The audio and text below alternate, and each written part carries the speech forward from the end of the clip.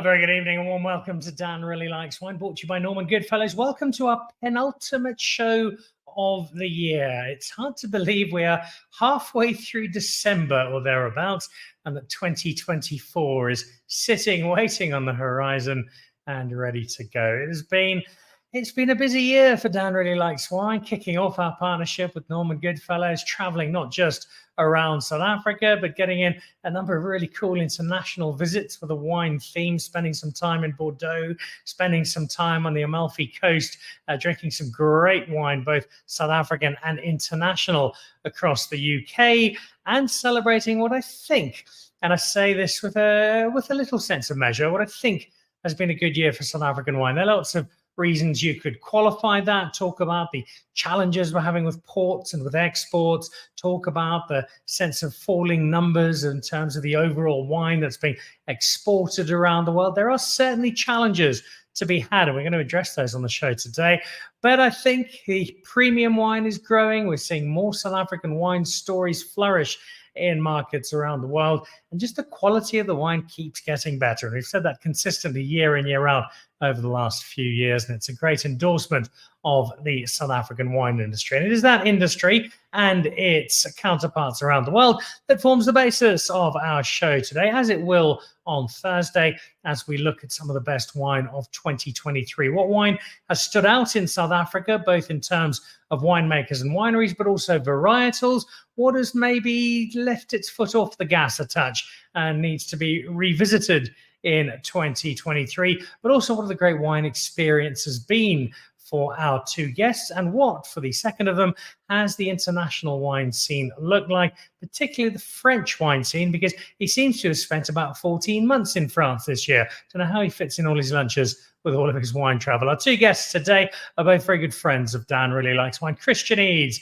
editor of WineMag.co.za, joins us on the show today, and so too does Greg Sherwood, live from London before a very important London Welsh under-13 rugby match he'll be dashing off to. And for both of my guests today, it's a sense of what wine has excited them in 2023, what has caught the imagination, what has really done well, not just from a South African perspective, but internationally, and what are those wine experiences that will live well into 2024 and beyond. So that is today's show. Dan Really Likes Wine, brought to you by Norman Goodfellows. Before we get into our very special guests, though, let's have a quick look at some wine news.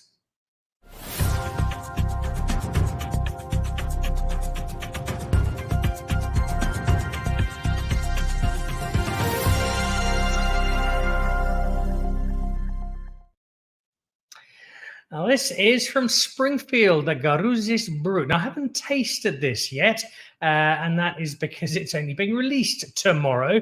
Chardonnay Pinot Noir, standard blend, and one that I've got quite high expectations for, not just because Springfield generally makes some rather pleasant wine, but also because Robertson as a whole is such a natural space for the production of world-class bubbles, headlined by Graham Beck, but you head down to Valtefreda, or you walk over to Paul and Rene. There's a huge number of producers in the area who have got some terrific cutlassy, and I think Springfield might well add to this. Iconic for their Sauvignon Blanc, their Life from Stone, the Hands of Time, the Wild Lease Chardonnay. Now, this, I think, could follow similar soon. As soon as I get hold of a bottle, I shall let you know. But one to look out for, the Garusis Brut Maiden Vintage, and that is released tomorrow. And the Steenberg Christmas Carols. Now, you might have been at our Dan Really Likes Wine Christmas Carols at Royal Johannesburg with Norman Goodfellows last week, where you got to hear me on vocals together with Craig Hines from Watershed. Here you have Kevin Abbott and Geodhouse, and this is this Friday, the public holiday, Ramaphosa World Cup Day, 195 rand a person. Head over to quicket.co.za. Carols running from 6 until 9. And you'll be led in concert, belt them out. It's Christmas karaoke, and it's happening at Steenberg this Friday evening. And then if you're still up for a party, the Silent Disco series at Durbanville Hills. And they've got these running. Next one is this Saturday night. They had the first one, I believe it was a great success. 175 rand a person. Now, if you've never been to a silent disco, you have headsets so you can hear music that nobody else can, and you dance along. And it's quite a strange experience to watch this happening without the headsets. And you see everybody else dancing away, apparently to no music. There is, of course, music which only they can hear. And this will be out at Durbanville Hills. The Olive Grove Bistro will have meals going and drinks, plenty of wine, no surprises. Take a picnic blanket along, and there's a great kids area as well. This is happening not just this month, but through next year as well, into February, March, and April. The silent disco. It is an outside venue, so weather can sometimes play a part, but I think this could be a great deal of fun with some nice wine to knock back your dancing night at the Silent Disco Series at Durbanville Hills. Well, I've got two guests I can see at a silent disco lighting up the dance floor if they could ever get themselves away from the wine counter, where they would doubtless be enthralling guests with details, tasting notes, and recommendations on the wine they would find there, because they are quite simply two of the great South African wine authorities and two of our most devoted wine ambassadors. Far more importantly, two great friends of Dan Really Likes Wine. Christian Eedes, Greg Sherwood. Guys, welcome to both of you. Lovely to have you back on the show as we build up unbelievably to Christmas. Just 3 weeks to go or thereabouts.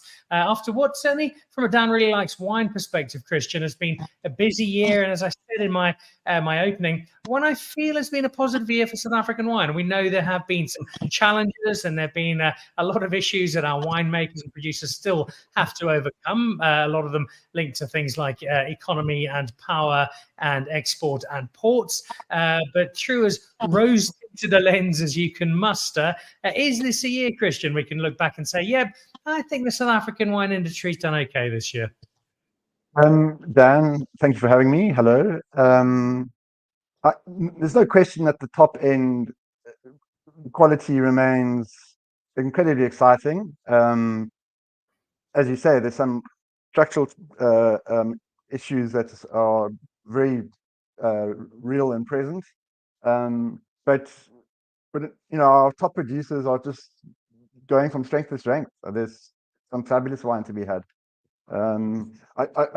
As I say, some structural issues. I think we should also not overlook the fact that I think 23 was a very challenging harvest in terms of the rain that we had, and that's remains to be seen how that affects the actual wines. There's sort of some time from hitting the market, but it was, of course, very wet. You've had another busy year of wine reports. The Prescient reports have once again delivered some terrific wine and some great insight, both into wineries we know reasonably well, but also, for me, the great value of these reports, wineries we don't know so well, and wines that are discovered to a large extent by you and your sweeping panel of judges. From that wine perspective, from what you've had over the course of 2023, has it been a year where you'll look back and say, yep, 2023, I tasted some pretty good stuff this year? So it's the fourth year that we've had a winery of the year, and for the second consecutive time, it was Wildeburg. And I think they are very quickly establishing themselves as one of our top producers. But yeah, I mean, we do run the monthly reports, and I think what's pleasing to see is that in particular, DGB tends to do very well, and it's nice to see a corporate producing the goods. I mean, we all know the likes of Sadi and Molyneux and Alight are really shooting the lights out. That's old news to some extent, if you follow South African fine wine closely. But yeah, I think getting your hands on those boutique wines is tricky. And Greg will probably say it's inevitable and it's the same the world over. But it's nice when to see the likes of DGB not far off the pace and making wines in quantities that people can actually get their hands on. Well, let's go over to Greg Sherwood and get his sense of it. First of all, from a South African wine perspective, out of London. You're not just writing about wine, you're selling wine, you're talking about wine. You've got as close in the air to the ground of the South African wine industry in the UK as anybody. What would the broad Greg Sherwood verdict on South African wine in the UK in 2023 be? Hi, Dan. Great to be with you both again. Hi, Christian. I think the year was nicely set up after Cape Wine in October last year. There was a massive attendance there from all over the world. I was certainly glad to have come out for a good chunk of time, and then was obviously back out in March this year, and got to witness it, firsthand from the winemakers, some of the the difficulties of the vintage. But I think for the whites and certainly some of the earlier ripening reds, people were very positive. Later season stuff difficult, so we'll see. As Christian says, but I think the market's been quite sticky here in Europe and certainly the UK as well. I think what we're seeing more and more is the classic kind of donut effect, the stuff on the top. As Christian says, she's still shooting the lights out, still super sought after, highly allocated. You can't get as much as you can sell or as much as you want. But I think there's a little bit of inertia in the kind of middle ground, and that's just basically due to economics.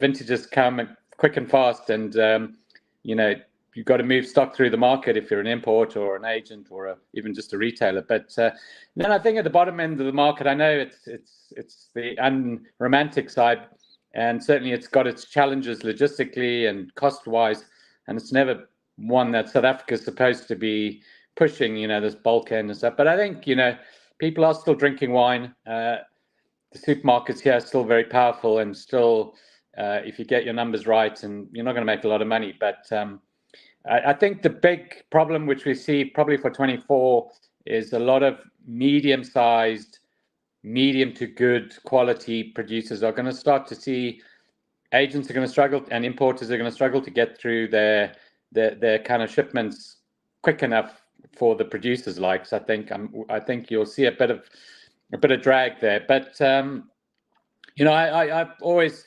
fortunately, we try and focus on the top producers and the top wines, and you got to spread your net every year a little bit wider, which is why I was quite pleased to attend, the President lunch here in London, where we got to taste all the winners, the top wines, and it's very boring when you kind of talk about all the top guys who obviously don't need to enter competitions and things, but this brand building kind of machinery that needs to go on behind the scenes for a lot of wineries that people can still buy and can still access, and the next young guns and the next generation of top producers. I've seen it over the years here with European brands and brands from Bordeaux, Burgundy, wherever, Rhone, how quickly they can go from just good to being almost unobtainable within a couple, 2-3 vintages, and they are wines that then need to step into the breach and take their place in kind of being lauded, getting good scores in competitions, ratings. And so you bring on the next generation of producers, and certainly someone like Wilderberg. I mean, it won't happen overnight, but they're making great wines. So I think it's generally very positive. I think people are still looking to drink better, but maybe drinking a little bit less, but certainly drinking better. So we're hopeful that we can keep building some new South African brands, that some young guns and some new names will hopefully come through. And if they happen to be part of bigger companies, that's great. With a bit more marketing muscle, nobody ever was down on Penfolds or something when they were kind of pumping out some great wines, and still are. So, and have kind of led the whole Australian category. So, I think it's still exciting, but I think it'll be interesting. Hopefully, the market will pick up a bit. Inflation will kind of drop a bit here, and we'll have a bit more growth in the market, and everyone will just be, taking one step forward. And I think whatever positivity there will be, South Africa will certainly share in that positivity as one of the market leaders here. place that 2023 assessment of South African wine in the UK in a global context. We are battling with wine from all over the world, from the established powers of France and Italy in Europe to the other new world producers. Where have we gone, forward or back in terms of 2023, and where is the market in the UK seeing South Africa in terms of competing wines and competing producing regions? We are incredibly lucky, as we say every year, probably for the last 5, 6, 7, 8 years, that South Africa still is very popular, flavor of the month. Cape Town does us wonderful tourist promotional services in a time when organizations like WOSA get squeezed and have very little funds with the exchange rate to try and do big activities. But Cape Town is our natural marketing tool. I've had so many clients, private clients, friends, trade. Some are going now in December, January. I mean, it was so incredible to see how quickly the Western Cape bounced back after COVID and kind of 2-3 years of just lockdowns and things. So that was very, very positive, and it has a massive ripple effect for our brands, for the wines, for the whole brand South Africa and brand South African wine. And people going out there wanting to go visit these places. A lot of our top wines, which are not easily available here, because they're all allocated, and a lot of them just go immediately pre-release, pre-shipment to private clients. A lot of them are available in the Cape at good restaurants, and you can order sardies and alhites and all these type of things off wine lists, and not so much walk into a shop and buy them, of course. But I think we're in a great position. I think Argentina, Chile, those countries, they're having a tough time of it, and I think we often overlook all the positivities that we have to work with. It's we're not a one-trick pony. We've got so many exciting things, which I'm sure we'll talk about. But certainly for our white wines and certain categories have been massively strong. And I was just thinking, what are some of the negatives? People who have maybe fallen off the pace, and I kind of struggle. I struggle to think what negativities might be out there. Perhaps, I mean, it's just keeping people positive about the vintages that are coming, certainly. But France, there's a lot of wine. There's a wine lake there still. They get all these subsidies to pull up vines. It's no different there in Europe, in Italy and France. People are all chasing the same smaller pool of top brands that get more and more expensive and more allocated. So it is a global phenomenon. I think the consumers of wine in Asia and Europe and America is still growing, but they seem to be chasing an ever tightening band of producers. So it's really incumbent on people like myself and Christian and all the vocal people in the trade to make an effort to really highlight some of the rising stars, because it takes more than a couple of years to build these brands or help these people get known. And if they keep making great wines, there certainly is a lot of really good wine coming out of South Africa. I think we're still in a good position. I think, as I say, that whole tourism angle from Europe certainly is a really, really strong weapon in our armory. So I'm positive. You mentioned highlighting some of those rising stars. Let's go back to Christian and get him to do exactly that. Bilderberg, I don't think, are a rising star anymore. They're almost an established one based on the success they've had, particularly through the prism of your awards over the last couple of years. Who in 2023, Christian, are some of the estates and some of the winemakers you feel have taken a big step forward, have really caught your eye? So I think what's exciting is that the so-called new wave continues to swell. I'm not sure we can refer to Eben Sardi and Adi Badenhorst and co as young guns anymore, because they're hitting 50 and sometimes are now well over 50. But there are a lot of producers. They're typically junior winemakers who are attached to a well-known seller, who are making their own wine, under their own label. And I mean, somebody like Kaylee Hutton from Carp, who's working at Carpster comes to mind. Somebody like Albert van Niekerk, who's assistant to Peter Allen Finlayson at Crystallum and Gabriel's Kloof. They're far from being household names just yet, but they're making fabulous wines, and they're sort of benefiting from the mentorship of our top winemakers. Banele under Duncan Savage is, he's a very promising talent. And the list goes on. And I think, I mean, it's beholden on interested consumers to seek those guys out, and that's the role that WineMag can play. Is, if you're looking for the next big thing, then you should be visiting WineMag on a regular basis. Indeed, you should. I can't recommend that highly enough, because you will make not just discoveries of new wines, but also pleasant surprises or welcome additions to the more established. What have we had in that sense in 2023, Christian? Have there been some of the older, more established faces who've had a bit of a rejuvenation, or produce something new and exciting that's added a little bit of life and electricity to a brand or an estate that was perhaps just a little in the shadows before that? Well, that's an interesting question, because as you may be aware, WineMag recently did a top 20 poll where we canvassed 25 odd local and international wine trade colleagues, and it was quite, dare I say, biased towards both the Swartland and Humo and Ida, which possibly comes as no surprise. If I was a Stellenbosch producer, I'd be a little anxious that I'm not featuring in those kind of conversations. I mean, Raats was very much in the list, but as was Kanonkorp. But where are the Watersfords and the Delheims and the, not to pick on them alone, but there's some quite high-profile Stellenbosch farms that are possibly underperforming, or at the very least need to sort of rejuvenate their marketing efforts. Some work to be done then. Part of that, I'm sure, is because of the pressure of some of the other young stars who are rising through and lifting the South African wine trade as a whole.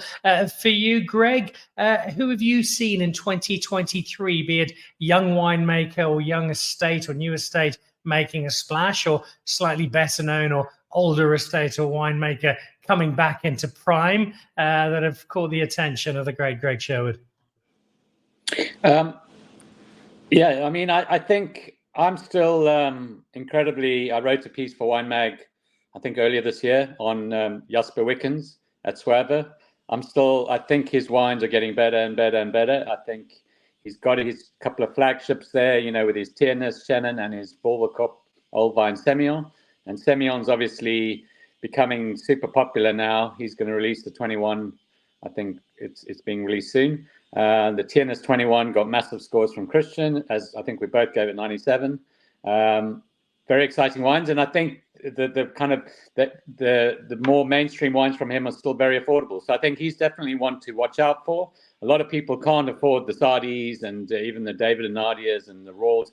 I mean, they're small production and they are quite big money. And Molineux even. So I think while his wines are still affordable, certainly in South Africa, I had a bottle on Saturday of his 21 Shiraz, and it was absolutely fantastic. So that's very exciting. I had a lunch last week with Thomas Webb from Telima, and I know that big name. You talk about big names that they were a little bit overshadowed in the kind of height of the Swartland Revolution and the Young Guns, but I think they're making some of the best wines they've made for a long time, and certainly the Rabelais 21 is what would certainly feature as one of my top 10 most exciting wines I tried of the year.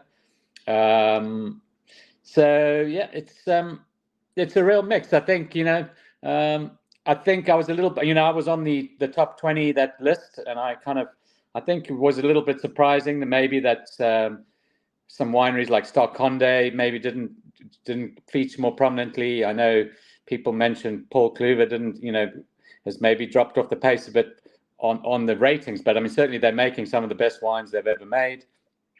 So it's kind of interesting kind of mix of perception, branding, sought after, consciously and subconsciously. It's an interesting list, and I think if you were on it and you're not on it, or you're dropping down it, as Christian says, you need to maybe just have another look at your marketing and rejuvenate some of your efforts in the market. And I think certainly for the top five, I think probably Duncan Savage would be the one that's risen the quickest. But I mean, we all know he makes great wine, and he has done for a long time. But I think the brand has been quite carefully managed, and he's very popular. Certainly with people visiting in Cape Town and his urban winery there, and his wines, are getting better and better, and they are quite now. There's big demand, so they're being spread quite thin and wide, which obviously is a recipe for nobody gets much of it, so they become even more sought after. So he's I think a worthy entrant to that kind of top five. Some people kind of didn't really understand, but I think if you look at what's in demand here, he's certainly up there, very close on the heels of the Allieds and the Saudis. So, which is good, because we need to grow that pool. We don't want to end up like Australia, where they had like one wine, basically Penfolds Grange, for about 3 decades. That was the only sought after wine, other than maybe Hill of Grace, and other wineries just stood back and watched, and nobody developed brands. They were just happy to sell at home. And I think we need to push the kind of the next 10 and the next 10, that whole top 20, and hopefully get some bigger brands in there. But I've been just very excited by certainly we've been lucky enough. Christian's maybe a little ahead of us on 22 whites, but we're still thick and fast into the 21s, which is certainly one of the best vintages for red and whites in a long time. So we're kind of drinking those and selling those and pushing those and writing about them, and it's a great vintage. 22s that I've tasted are all looking good, and hopefully we can keep the positive momentum for the 23 vintage coming. So some great names, some great brands referenced there. What about varietal? Christian, this is always a tricky one, and we've had this conversation so many times. The sheer number of different wines that across South Africa we're able to make so well. Jancis Robinson earlier in the year raving about both Shiraz and Chardonnay. I think Chardonnay's got some really good press in South Africa this year. Some of the smaller varietals, things like Cinsault, making a splash in niche volumes, but definitely getting wine critics around the world interested. What for you have been the varietals that have really stood out for South Africa in 2023? It's really easy to answer that question. Chenin when it comes to whites, and Syrah when it comes to reds. I mean, I think that Chenin's not difficult to understand why it's so successful. It's our most planted variety, white or red. It seems to grow well just about anywhere, whether it be hot climate, cool climate, maritime, inland. And it also it's not resource heavy to make. You once you've got a allocation of decent fruit, it's very low intervention in the cellar. So I mean, dare I say, it's relatively easy to make really good Chenin, and hence why we should really just always remind ourselves how lucky we are to have this resource available to us as an industry. And then Syrah, I don't know, slightly more controversial maybe. I mean, I'm sure the Stellenbosch Cabernet producers who are watching this will be muttering that I'm biased, but I think Syrah is the right grape at the right time, in the sense that people are looking for lower alcohols and less obvious oak influence. And the guys and girls who are working with it are bringing sort of a real lightness of touch to bear. And I think, we easily compare to the very best of their own. And, and we do it. I mean, there are multiple practitioners who are doing a great job with it. And I mean, if you have to ask me for my one wine of the year, I do think Boschkloof Epilogue 21 is an absolutely extraordinary wine, and that's a real, no question of its class in an international context.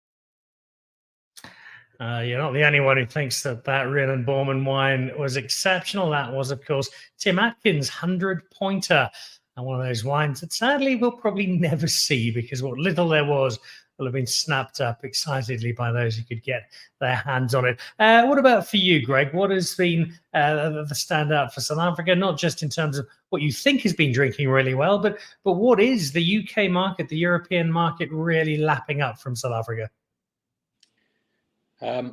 Yeah, look, we all know Christian likes his Chenin and his Syrah, but Europe is still very much the land of Claret and Bordeaux, and the top private clients and top consumers here do love our top Bordeaux blends and our top Cabernets, and certainly Syrah's had a big role, and I haven't tasted the Boschkloof, sadly.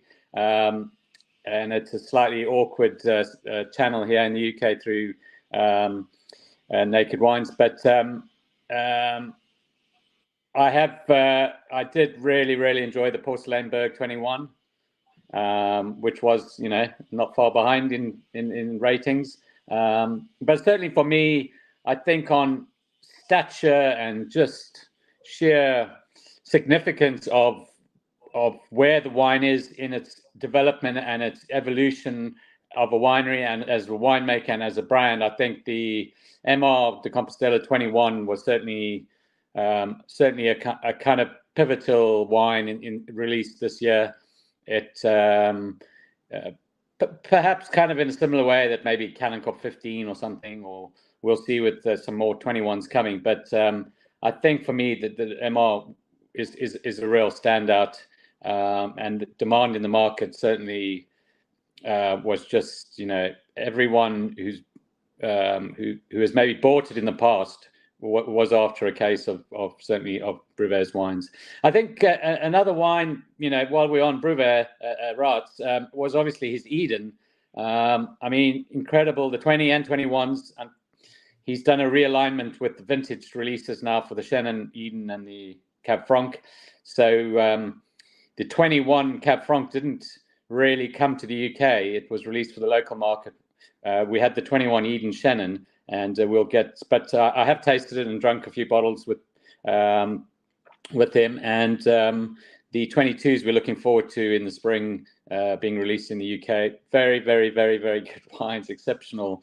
I mean, that Eden Cab Franc, I mean, tiny quantities, and you'll have the old, the whole brigade saying, well, anyone can make 1 barrel or 2 barrels of great wine. But regardless, it's just simply world-class benchmark on the Cab Franc front.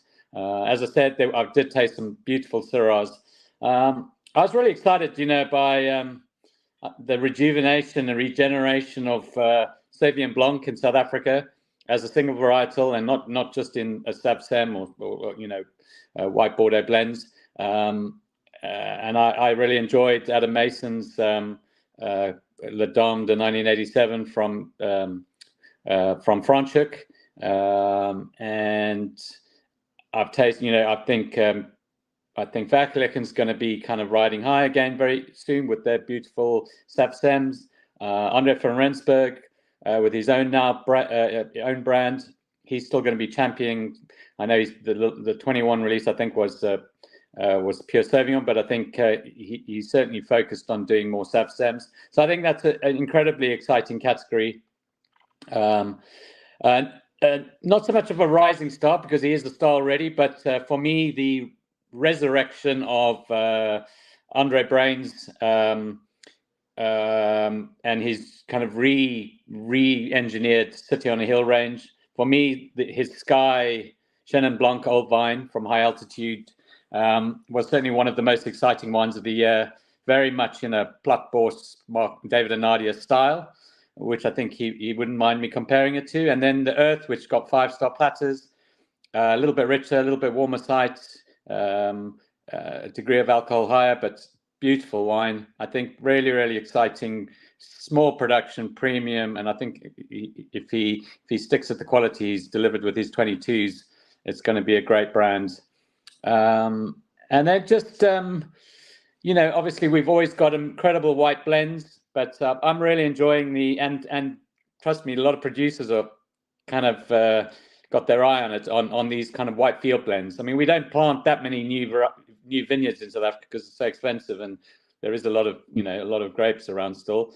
But the people who are replanting, certainly red field blends, white field blends is kind of still, it's a bit of the flavor of the month, and there's not that many of them. So I think we can look forward to a few more producers outside of people like Stockholm or Brookdale and that looking to plant, because I think it's just it harks back to what the essence of the old historical essence of kind of making artisanal wines and not particularly with varietal kind of monoculture. So that's exciting. I'm looking forward to seeing a few more of the kind of 21 reds. I think it's nice that they'll be a bit staggered, because the ones that we've had from 21 Bordeaux blends and some of the top Cabernets have all been absolutely fantastic. So lots to look forward to, which is good. Keeps the market moving forward. And there'll be a lot of things like some fantastic Grenache Noirs and Cinsaults and things to fill in the cracks. So Grenache Blanc, just so many people doing interesting things, and I think you'll still continue to see Semillon moving into a category where Cab Franc's already quite firmly, where it's becoming quite mainstream after many years. So buy those varieties that they're probably underpriced because they're less lauded at the moment than, say, Chardonnay or Chenin, but there's certainly some very exciting wines. It's a good time to press pause, rewind, and then scribble down notes on the Greg Sherwood Wine Investment Fund. You've got some great names and some great wine to look out for there. Speaking of investment, Christian, it has been another year of international investments. We look at the Villera purchase, Jeff Greer now moving in to work with one of the biggest French wine producing companies on the planet. We've got the growth of people like Advini. We've got people such as the owners of Ernie Els who are building and expanding. What's your assessment on the financial health of the South African wine industry from that perspective? And there's what seems like a slow but steady wave of international investment coming into local wine. And I think the first and most obvious thing to say is that despite all South Africa's challenges, and let's face it, they're big and they're real. He has an industry that's attracting meaningful foreign direct investment. So, there's some fairly worldly wise, heavy hitting operators who think that South Africa's got a future, and I think it should all make us sleep better at night. And yes, as you say, you've mentioned a lot of them already. I was thinking about names that have done extraordinarily well in recent times, and Damascene is a key name to mention, and of course, David Cole is originally Canadian, and he's sort of investing in his private capacity. And it's again a huge vote of confidence in the future of the industry. I'm going to ask you about some experiences, because you have had many when you put together a wine media guest list in Cape Town. Christian's name is top of that list. There have been a lot of experiences you will have had this year, and not necessarily just the best wine, but the kind of the coolest tasting, the coolest event that you got to spend some time at in 2023. Well, I am rather spoiled. I do like a good lunch. I'm not shy to admit it. But I mean, it's difficult to single out one, but let's just say that lunch with Donovan Roll at Sol Sophie with his new set of wines didn't end early. That was a lot of fun. All right, we shall ask no more. It probably involved ale and flashing blue lights, but I'm sure it was a terrific night out with the Viking of the Swartland. You and I both enjoy a good lunch out, Christian, but we are mere first years compared to the PhD student that is Greg Sherwood when it comes to the art of the lunch. As a man who can do 4 or 5 in the same day and pull them off effortlessly. Many great experiences, Greg. Been following the trips to France in particular. I think the recent Burgundy adventure looked superb. From the several hundred you've had this year, give me 2 or 3 that have really struck a chord and really stood out for you. Well, it's probably not going to come as a surprise. Got a late call up for quarterfinals for the Springboks against France in Paris, and we were tasked with pulling out some magnums, top South African magnums from our cellar. Headed off to Paris early Saturday morning. Checked into our Airbnb near the stadium, and then headed into Paris to a fantastic steakhouse with a group of about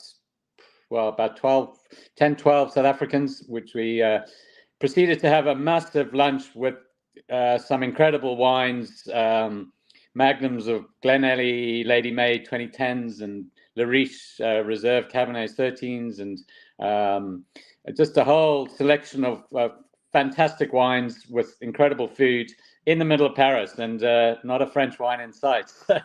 It was very memorable. And then we kind of waddled our way to the stadium and enjoyed what probably the greatest match of the World Cup, with certainly most action, I would have said, and got to witness a lot of French tears, so that was certainly memorable. And it took a few days to recover from that weekend, but it was absolutely incredible, and one of the great food and wine and sport moments all combined together. So I was in Bordeaux for a week, and I actually got to take in the Romania-South Africa game in Bordeaux Stadium. But just being back in the wine trade there, and I'm back amongst the producers.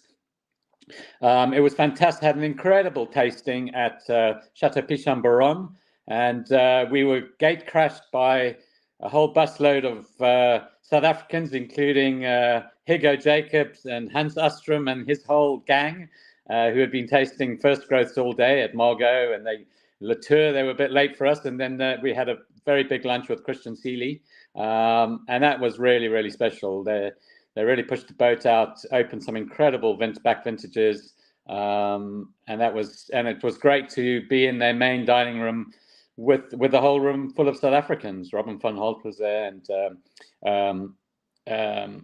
just some restaurateurs and stuff. Just incredible. And Marley Lambert was there, and really, really special. Having such a kind of close, intimate, winey experience, but with all these South African people, we're also familiar with, but in a totally different environment. So it was fantastic. And then actually just talking of Burgundy, being a week back in Burgundy, I haven't been since pre-COVID. It was a really, really special time. So just to meet those producers, taste wine, meet a couple of new producers, and some of the kids who are taking over. I know Mr. Derek Kilpin. I'm not sure if he's back, but he's been out there for 2 weeks with some of his tourists and doing some incredible visits to some great wineries. And I mean, Burgundy is super sought after. They're not cheap. It's allocated tight. But they are such incredible wines. And actually, to taste those wines in the cellars with the producers and at maybe lunches or dinners while you're there, the wines do certainly take on a new significance. And most importantly, walking through those villages and seeing the kind of the nameplates of the little houses and cellars of some of the most incredible wineries in the world that you've kind of been, drinking and talking about for years and years, and then walking through the vineyards. And every morning I would go for a run through the vineyards. We were staying in Maurice Saint-Denis, and I had some great runs through Clos de Tarte and up to Clos de Lombray, and all through the village and up to Givry-Chambertin and Clos de la Roche. I mean, you're just running through these vineyards, and you can kind of have an idea which part of these vineyards are owned by which growers, and it's just incredible. And then you kind of see, you know, the 900 years of Burgundy coming alive. So that's a top recommendation. So any South Africans who want to go for a kind of walking holiday or cycling holiday, Burgundy is the place to do it. It's very simple, north to south, and you've got vineyards all the way from Dijon down. So really, really special. And it was great to be back with those growers. So yeah, a lot of exciting wine experiences. Bit of wine, bit of food, and a bit of sport. It's all there. Another good year being Greg Sherwood. A very quick 3 points just to wrap up with you, Greg. The best wine you've had this year, the wine you're looking forward to drinking most at Christmas, and what, in an ideal world, will be under the Christmas tree for you this year? Geez, I think, you know, I've been very lucky to drink some fantastic wines, but I'd say we drank incredible bottle. I was given actually at a Brevet Rights did a big lunch for the MR21, and one of my clients who came to the lunch brought, well, he brought as a gift for me just for Christmas, a Pichon Lalande 1970, which I was supposed to take home, but Brevet was very quick to point out that that was his vintage. So after a very long lunch, it unfortunately got opened and we drank it, and it was absolutely incredible. And it came from a kind of pristine, full wooden case of 1970 from a private cellar that tasted just so incredibly youthful, pristine levels, pristine label, and just it kind of made me remind me that you know. I just maybe none of us have enough Bordeaux in our cellar for our retirement, you know, and hopefully I haven't missed the boat. But I've got a bit. But I'm certainly stocking up on some good Canoncorp and MR and Villafont and Telimas and things, Rabelais, you know, good alternatives to Bordeaux, because I think in my old age I'm just going to want to enjoy a nice bottle of old clarity style wine.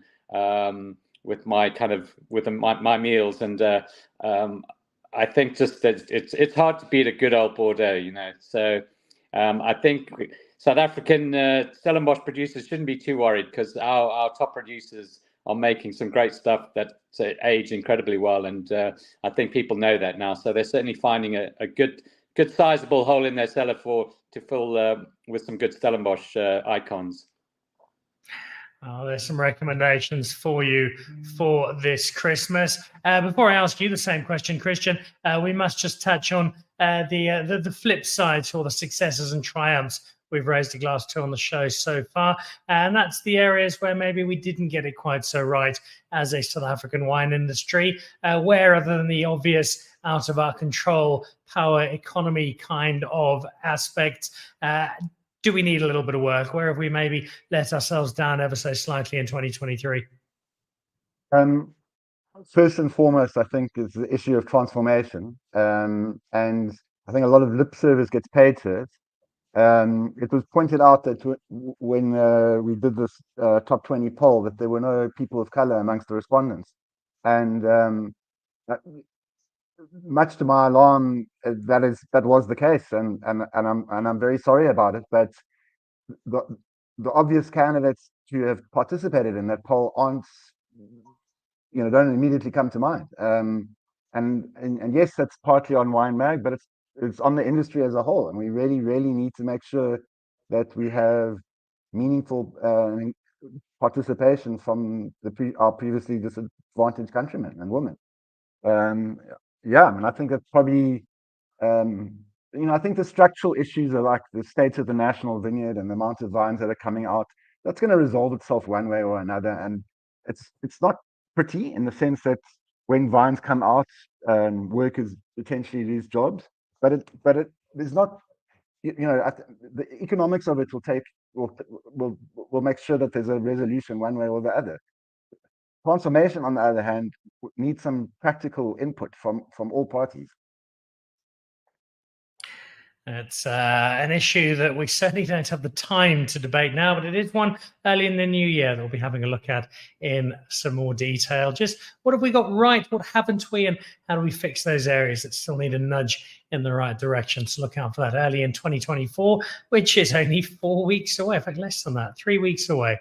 All right. The wines of the year. You've already mentioned your Boschkluff Syrah as your outstanding wine for 2023. What are you really looking forward to drinking over this Christmas, Christian? And again, as per Greg, if there were to be something quite magical under the Christmas tree, what in an ideal world would that be? Well, Dan, I would just add to my wine of the year. I never got to go to the stadium, but I certainly watched every Springbok game avidly on the television.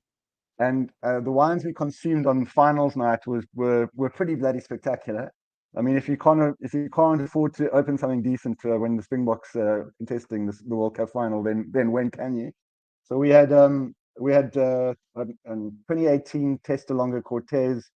We had Canon Pinotage out of Magnum. We had an MR de Compostela 2016. We had a Raw Ava 2018, and I mean, those are all wines that I expect to show well, but they tasted extra sweet on the night. As for what I want under the Christmas tree, let's go with a 6-bottle case of Ney Muscadel. That sounds like an excellent call. I'm not sure who's copping up for that one, but they'll clearly be a good friend if that does pay out the way it is. Guys, to both of you, thank you very much for joining us on the show. It's been great getting your collective perspective on the year that has been 2023. We'll be running into you early in the new year to have a look ahead to 2024 and what we can expect, what we hope for. But for now, enjoy the break. You've both had a very busy year, not just tasting and traveling, but also doing so much to support our South African wine industry. So thank you both for that. And thank you both for being great friends of Dan Really Likes Wine. I greatly appreciate it. Christian, I'm sure we'll be having some wine in the Cape fairly soon. And Greg, there's got to be a Sherwood trip on the horizon shortly. So between me and Mr. Kilpin, we'll make sure you get looked after when you touch down in Johannesburg. Great. Thanks, Dan. And have a great Christmas to both of you. There we go. Christian Eedes, Greg Sherwood, thank you both very, very much indeed. Editor of Wine Magazine, alongside of one of the great wine influencers in Europe, Master of Wine, Greg Sherwood, giving you, I think, some great pointers as to what to look out for from the year that has been 2023. A couple of selections to grab off the shelves at Norman Goodfellows for this Christmas, and some thoughts and some very valuable perspective on where our wine industry is after a year which has had its fair share of challenges, but is still, especially at the premium end, produced some world-class wine that continues to take South Africa around the planet, and to do so with great style and elegance and success. That wraps us up for this evening. We'll see you on Thursday for the very last show of the year. It's Dan Really Likes Wine, brought to you by Norman Goodfellows. Have a great evening. See you Thursday. Goodbye.